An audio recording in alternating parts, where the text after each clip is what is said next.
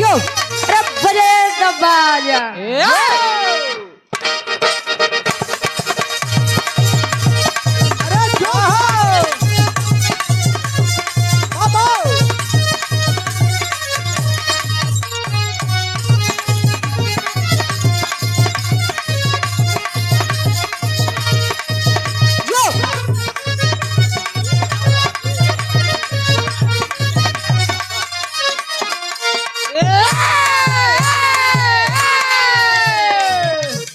वाह का यार पकड़ा कोनो लड़का कोनो लड़की के खूबसूरती के बखान करे वाह वाह ऐसा नहीं भाई कि हमारे काका दादा हरे प्रेम नहीं करत रहे एना उ लोग प्रेम करत रहे कैसे करत रहे जानत है कैसे ये सब खुरपी निशान लगाए लगाए प्रेम किए रहे। अच्छा खुरपी के निशान काहे बदे लगावे कहाँ जब छाछ चली आए हाँ हाँ तो पत्थर की चली आए। अरे वाह ढेर जानकार है तू वाह ये तो मान ला पुराना काका दादा हरे के प्रेम रहा देखा खूबसूरत चीज हो खूबसूरत वस्तु हो या खूबसूरत इंसान हो वाह खूबसूरती का बखान करने में कोई संकोच नहीं करना चाहिए। ये भोजपुरी गीत मार्केट में बड़ी वायरल बा ट्रेंडिंग बा वाह वाह कोनो दुल्हा अपने दुल्ही के तारीफ करे वाह बखान करत बा कैसे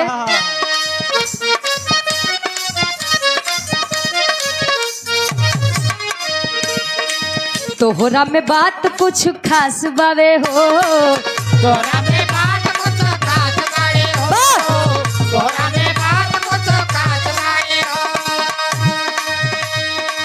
बनल ब्यूटी झकास बावे हो बनल ब्यूटी झकास बाड़े हो यो बनल ब्यूटी झकास बाड़े हो तहरा में बात कुछ खास बावे हो बनल ब्यूटी झकास बावे हो नया बाड़ू कनिया नए बजवनिया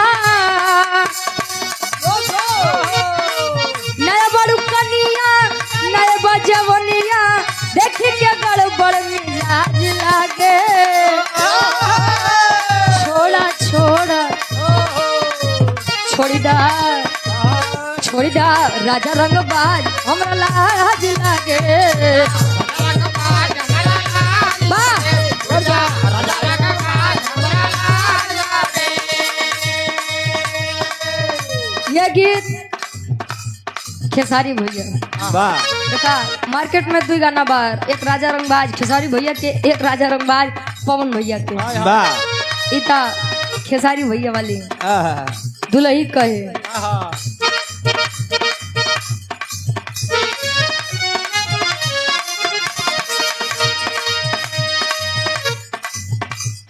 गीत बा प्रेमी कहे वाह दुल्ही अपने सैया जी से कहे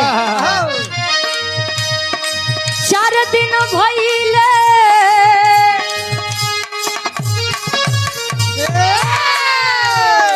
चार दिन भइले गवन करैले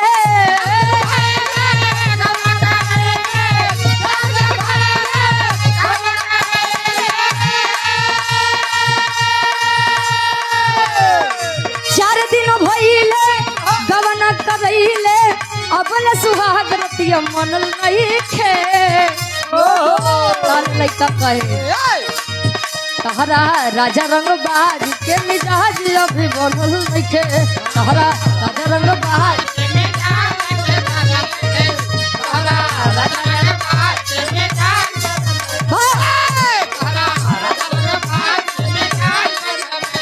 और ये हमारे गार्जियन भी अपना म्यूजिक प्रयागराज के मलिकार साहब इस शुरुआती में पैसा दे दिए रे वाह 500 रुपए देकर सम्मान किया और इनकर फरमाइश बा एक बिरहा के नारा जन्म वाह मन बनत आहा तहरा बा तहरा राजा रंगबाज के मिजाज अभी बनल नहीं थे राजा रंगबाज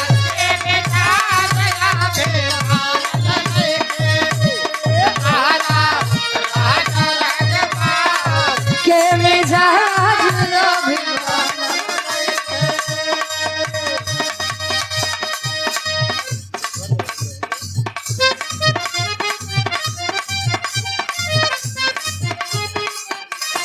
एक छोटा सा पूर्वी निर्गुणी भाव में, एक छोटा सा भाव निर्गुणी भाव। अब पूर्वी ना हुई काहे? आज के समय में ब्लाइंड लव चलता है। वाह ब्लाइंड लव इज ब्लाइंड, वाह प्यार अंधा होता है। खैर हमारे बाबू लोग जाने चाहिए, मत जाने, लेकिन आज के जनरेशन वाले बड़ा बढ़िया जानते हैं वाह कि प्यार अंधा होता है। 2 4 10 दिन बातचीत भा और ओकरे बाद लड़का कहे कि हम तोरे बिना नहीं रह पाऊ, वाह लड़की कहे हम तोरे बिना नहीं रह पाऊ। वाह लेकिन सत्यता में अंधा प्यार होता कहाँ है जानते हैं आप लोग? वाह जिस दिन में माता के गर्भ में बच्चा आता है, वाह माता और पिता केवल बच्चे को महसूस करके प्यार करना चालू कर देते हैं वाह वाह कि भाई मुझे संतान होगी। वो ये नहीं जानते हैं कि होवे वाली संतान हमारा लड़का होई कि लड़की होई। वाह कि 5+1 होई। हाँ, वो भी माँ के गर्भ से ही जन्म लेता है। कोई भी हो ये नहीं सोचता है कि साहब हमारी आने वाली संतान कैसी होगी, वाह गोर होई कि करिया होई कि सांवर होई। मोट होई, छोट होई कि आनर होई। लेकिन माता पिता केवल महसूस करके प्यार करते हैं। वहां पर देखा जाए तो अंधा प्यार होता है। वाह माई बाबू खातिर 10 लड़का मरी है, लेकिन आशिक अपने मासूका बदे, मासूका अपने आशिक बदे 90% जान दे बदे तैयार है। बारे आज का जमाना इस संसार को छोड़ कर गई हैं पूज्य माता जी, तो माई खातिर एक लाइन। आओ गुरु जी।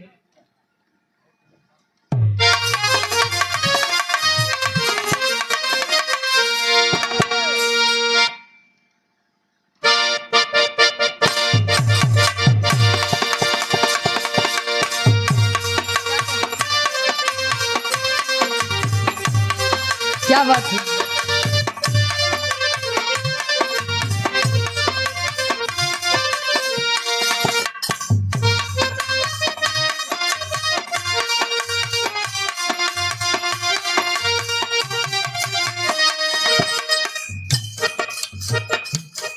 माता पिता के बिना ना हम हैं ना आप हैं। वाह माता पिता न होते, हम न होते, आप न होते, पूरा संसार न होता। वाह वाह किसी का प्रेम देख लीजिए, लेकिन माँ का प्रेम सभी से 9 महीने आगे रहता है। कभी का भाव है माँ के लिए, माई बाटे का जग में बहार बा,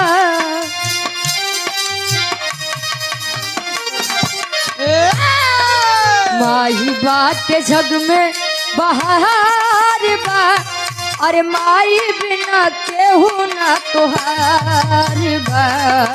माई बात जग में बहार बा, माई बिना केहू ना तोहार बा। माई बात जग में बहार बा, माई बिना केहू ना तोहार बा। माई बाटे त जग में बहार बा, वाह अब माई बिना केहू ना तोहार बा। माई और मेहरारू में अंतर होते जानत है। का कमाने के लिए आप जाएंगे तो आएंगे तो मेहरारू ये देखी कि पर्स में कौन वाला नोट बा। पियर का बा कि ललका।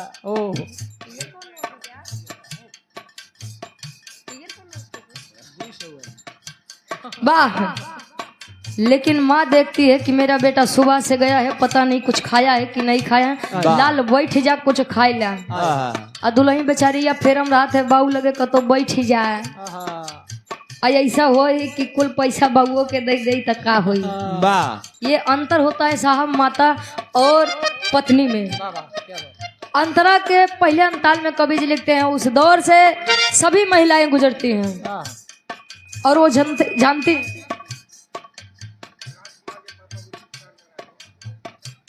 ये पूज्य गार्जियन जी आप राजकुमार, पूज्य बाबूजी क्या पूज्य बाबूजी, आदरणीय गार्जियन जी गुरु नारायण, पूज्य बाबूजी के द्वारा 100 रुपए आशीर्वाद के चारे कि हम बच्चे अपनी कला में कामयाब रहे। इस दर्द से सभी महिलाएं गुजरती हैं और वो जानती हैं कि साहब वो दर्द क्या होता है। वो कौन दर्द बा? अंतरा के पहले ताल में कवि जी लिखते हैं।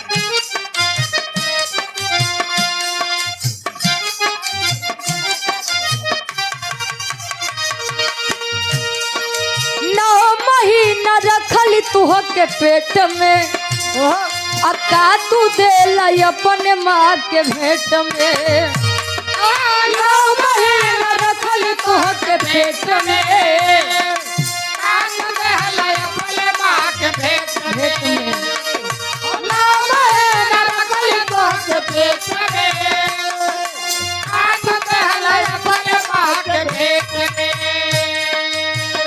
नौ महीना रखली तो के पेट में हाँ अका तू देला अपने माँ के भेंट। भेंट का मतलब तोहफा। माँ तकलीफ सह करके एक बात जान लीजिए, जब एक लड़की किसी संतान को जन्म देती है तो समझ लिए दूसरा जन्म वह पाती है।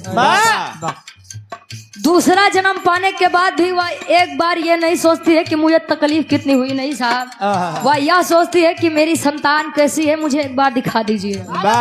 यह माँ की ममता होती है। कहे अचरा में ममता दुलार बा,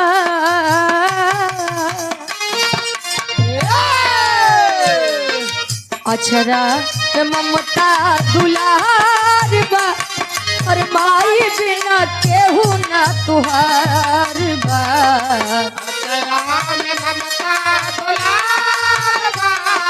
माई बिना केहू ना तुहार बा।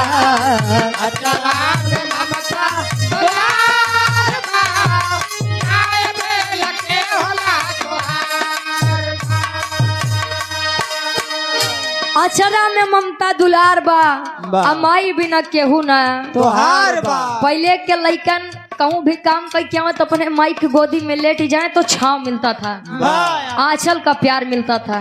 आज के समय में तो देखा था आंचल वाला प्यारे कुल गायब होता है। जींस टॉप खा जाता। वाह जिया शेर सब जाना था तो जाना ना रहा। संसार में लेकर आती है माँ। अच्छा मेरी तरफ से एक सलाह आप लोगों को दे दूं कि आप लोग केहू के मैयत में जाया चाहे मत जाया, लेकिन वो बेईमानन के मैयत में जरूर जाया। टहलत रहती यहाँ से जाया कि देखा जिंदगी भर जो बेईमानी करके वो कमा रहा है, जिंदगी भर बेईमानी करके जो बचा के रख रहा है, देखिए मरने के बाद अपने साथ लेके जाता है कि यहीं छोड़ के जाता है। तो काहे बड़े हमो माया में पड़ा है गुरु जी। जे दिन हाँ बढ़िया कमा खा नहीं चला जाएगा। अंतरा के दूसरे अंताल में कवि जी भाव लिखते हैं कैसे।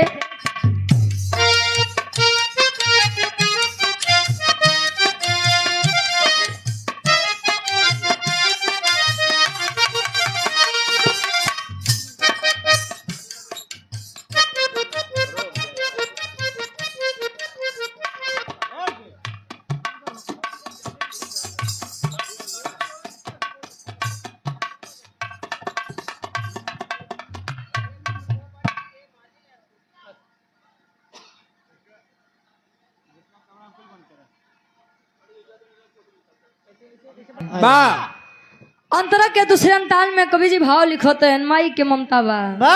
कौन ममता बा?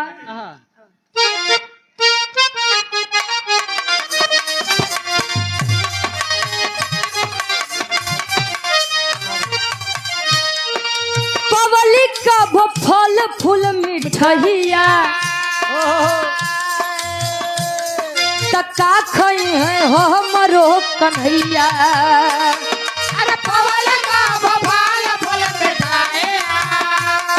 तका खई है हमरो कन्हैया।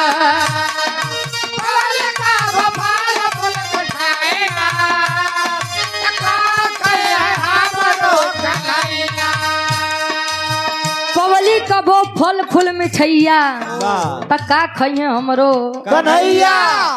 आज के लोग खर्चा देख के बस एक लड़का या तो दो लड़का। पहले के समय में जाना था 10-10 12-12 लड़कियां हुआ वहीं। पहले के लोग अच्छा संतान भी ज्यादा होती थी और खाने पीने का वाह सामान भी बड़ा कम होता था। वाह माई कहूँ जाए अगर कुछ पाई जाए तो माई रख दे कि हमारा लड़का खाई ले अगर हमार लड़का खाइए तो करे आहार में हमार आहार रही। घर कितना भी बड़ा बनवा लीजिए, वाह जिस कमरे में माँ होती है सबसे ज्यादा रौनक उसी कमरे में होती है। वाह वाह पूछिए उनसे जिनकी माता ये संसार छोड़कर गई है, माँ की बराबरी कोई नहीं कर सकता। एक खत कहे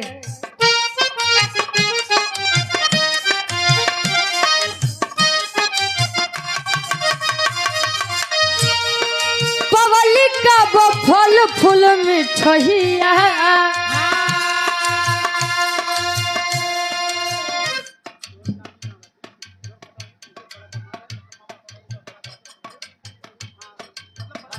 अच्छा पूछे दादी जी कि आप बड़े दामाद जी हैं, गुरु प्रसाद यादव जी सराय से हमारे पूछे गार्जियन जी सम्मानित ये 200 रुपए देकर सम्मान की आशीर्वाद के चाह रही कि हम बच्चे अपनी कला में कामयाब रहे। वाह एक स्वर में सबके नमस्ते प्रणाम स्वीकार हो। कहे पब्लिक का वो फल फूल मिठैया टका खई होय हमरो कन्हैया। अरे पवन का बफाल फल मिठाइया आ करे हमरो कन्हैया। पवन का बफाल फल मिठाइया आ करे हमरो कन्हैया।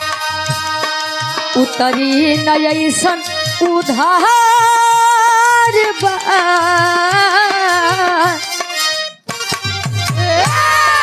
उतरी नयसन उधार बा और माई बिना केहू ना तोहार बा। उतरी नयसन उधार बा माय बिना केहू ना तोहार बा। उतरी नयसन उधार बा माय बिना केहू ना तोहार उतरी नयसन उधार बा माई बिना केहू ना तोहार बा। तोहार बा। आज के लोगन के बड़ा अजीब सिस्टम हो जात बादाई। हाँ। पहले आज के समय में नवरात्रि जब आती है तो लोग पत्थर की मूर्ति लेकर आते हैं। मूर्ति लेकर आते हैं तो उनके सामने उस माँ के सामने 56 प्रकार के व्यंजन रखते हैं। बढ़िया चला ठीक बा पंडाल में चलो थई 1 दर्जन केला लाई ले वाह 1 किलो सेब ले ली भाई। लाई की अगरबत्ती तुम्हें माता छपीता तुम्हें बंधु चसखा तुम्हें वाह दिमाग तो हर बात ये बे नया बढ़िया ब्रांडेड रेड चीप के जूता खरीदे कतो हेराए न जाए। आय आय तो ये भक्ति किस काम की साहब? आय हाय आप ही मूर्ति से कह रहे हैं कि आप ही मेरी माँ हैं, आप ही मेरे पिता हैं, आप ही मेरे भाई हैं और आप ही मेरे दोस्त हैं, आप ही मेरे सब कुछ हैं। अब माई बाबू तहार घरे तरसत हैं कि बेटवा हमारे आ जाता तब बिटिया हमारी आ जाए तो 1 टाइम के रोटी मिल जाते। तो माई जान जाइए कि सारे मतलब से आया है तू। असली माता पिता अगर असली भगवान हमारे खुश हैं तो ईश्वर भी प्रसन्न रहता है। नहीं तो माई का लई क्या बता और जो जन्मदायिनी माँ तो है जन्म दिए बा उनका वृद्धाश्रम में ठेलता है। चला देखा तू मत कर। अच्छा ये बड़े बिहाव नहीं करता बा। अगर कहूँ गदहा गदही मिले तो इनका शादी करवा दे जया। कसम खाए आए भदोही से चल के आए यहाँ बेचारू ढोलक बजावत है सुल्तानपुर में। हाँ अब इतना दूरियों में कहूँ न कहूँ तार जुगाड़ हमला भाई दे परेशान मत हुआ। आखिरी भावा तब तक आप लोग हाथ जोड़ के विनम्र निवेदन है विचार कर लीजिए कि बिरहा कैसे सुनेंगे। अब कहे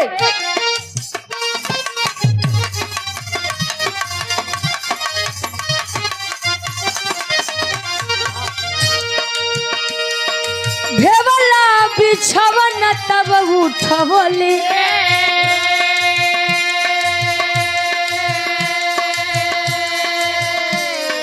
भेवला बिछवन तब उठवले असुखे वरिया तोह के सुतैले। भेवला बिछवन तब उठावले सुखे वरिया तोह के सुतावले। अरे भेवला बिछवन तब उठावले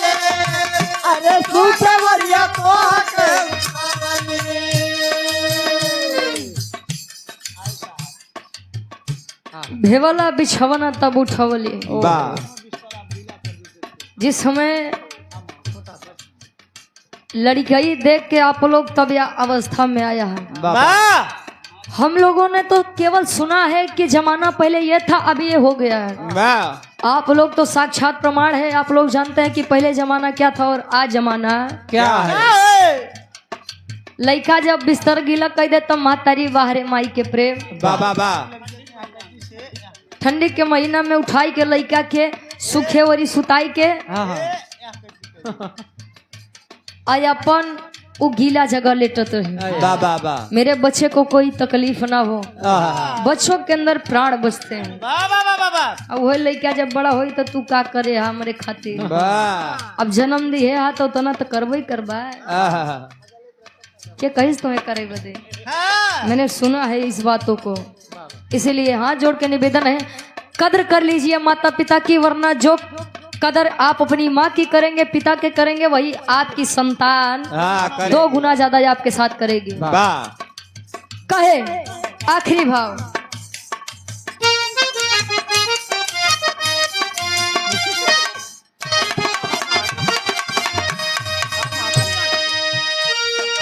भेवला बिछवन तब उठवले आसुते वरिया तोह के सुतैली, रुचि गावे सभा दरबार बा,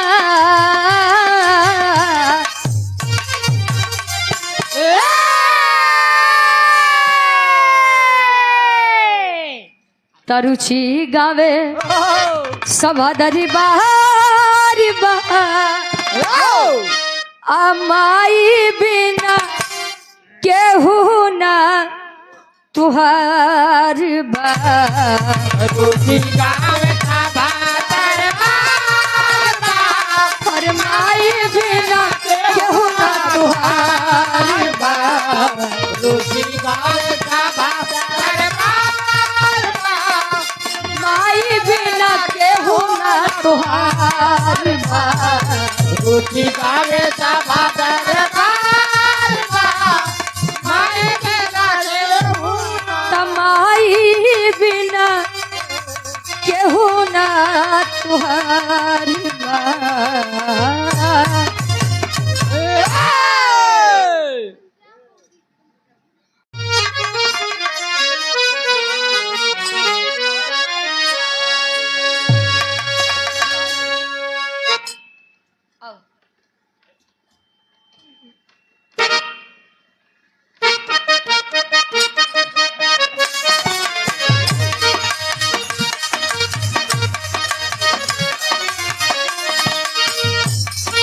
वाह, कोई जवाब नहीं, बेजोड़।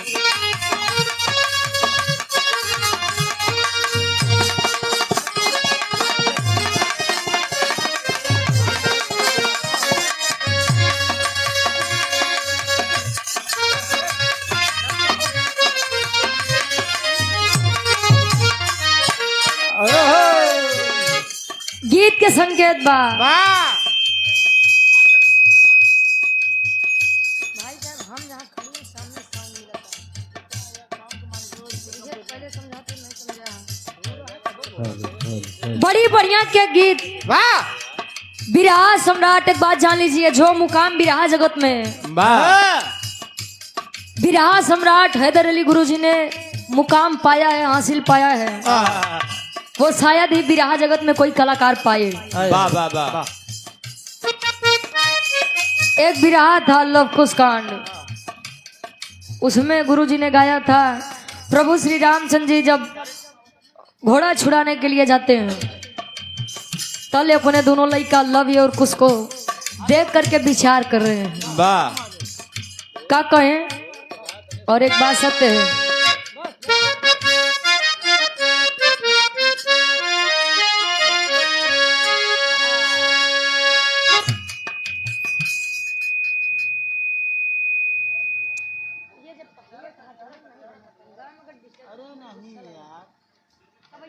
चलो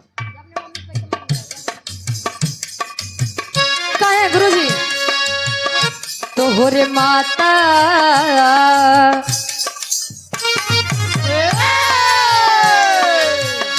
तोहरे माता पिता के धन्यवाद बा तोहरे माता पिता के धन्यवाद बा तोहरे माता पिता के धन्यवाद तोहरे माता पिता के धन्यवाद तोहरे माता पिता के धन्यवाद तोहरे माता पिता के धन्यवाद बा तोहरे माता पिता के धन्यवाद बा तोहरे माता पिता के धन्यवाद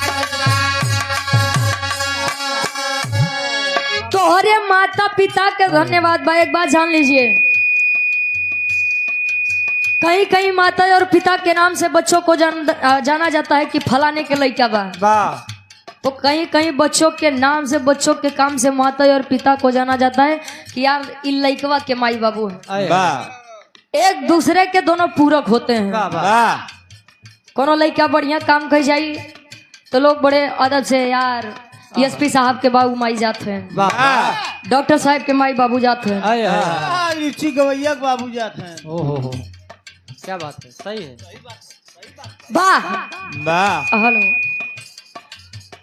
ई तमाला समझे खातिर बुझे खातिर बिटिया या मंच के माध्यम से बीड़ा वादिनी सरस्वती माई से अरदास करे, फरियाद करे, माई तू चाह तो गवाई दा, तू चाह तो नहीं गवावा। वाह हर महफिल में आई के गवाऊ बजवाऊ माई आज ऐतिहासिक धरम पे आवा, वाह बड़ी जरूरत बा तोहार। कहे माई बिटिया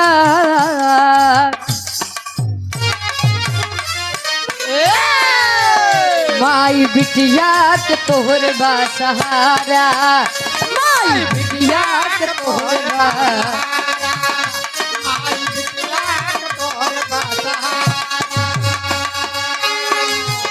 गीत संगीत स्वर लय समारा माई हो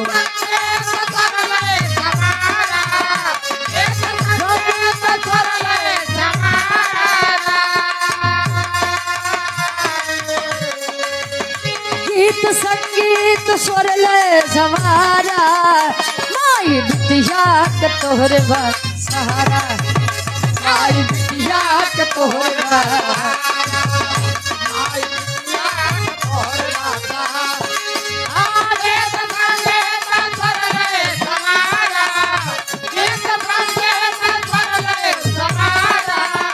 माई बिटिया के तोहर बा सहारा, माई बिटिया के तोहर बा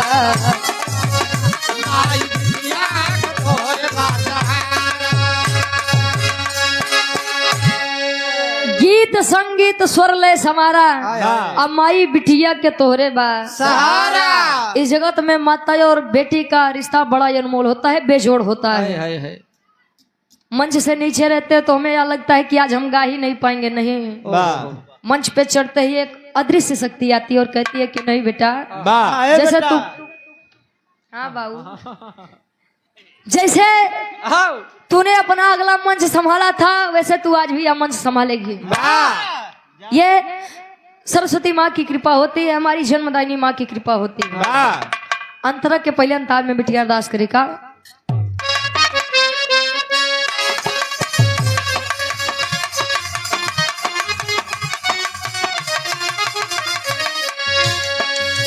अंक में उठा लमाई दिलवा के आसवा,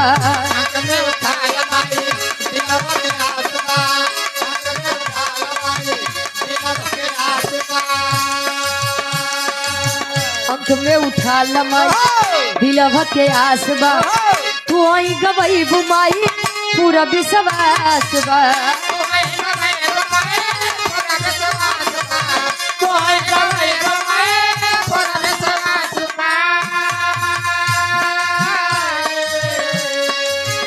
चमक सोहरत गगन जई सितारा, माई हो